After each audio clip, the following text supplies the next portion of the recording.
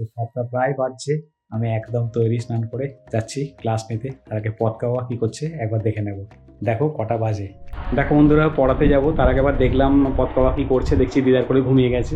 তো একবার দেখে নিই সবাই মিলে, দাদু এসছে, দিদা এসছে, দিদা এগুলো ঘুমাচ্ছে, মা ঠ্যাং চড়ে একটু বসতে পেরেছে।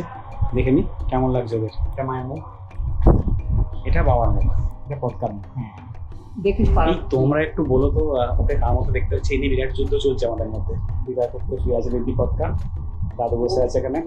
কি বলছিস মাঝে মা বাবার মতো।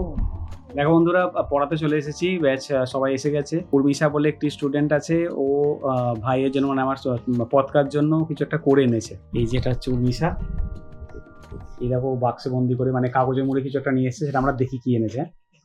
খুব খুশি হয়েছি আমি। দেখো দাদু দিদার কাছে ছিল, দিদা একটু নিয়ে বেশ ঘুরছিল, আনন্দে ছিল। তারপর যেই দেখলো দিদারা চলে গেছে আর আমার মায়ের কাছে দিয়েছে, মা তো ঘুরতে পারে না নিয়ে, যেই বসে আছে আমায় দেখতে পেয়ে প্যাঁ প্যাঁ প্যাঁ প্যাঁ আরম্ভ করে দিল। দেখো এখন আনন্দে আছে। দেখো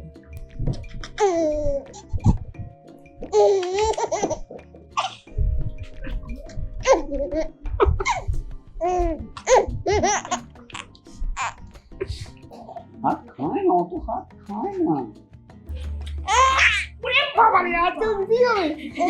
দিতেই হয় আজকে তুই।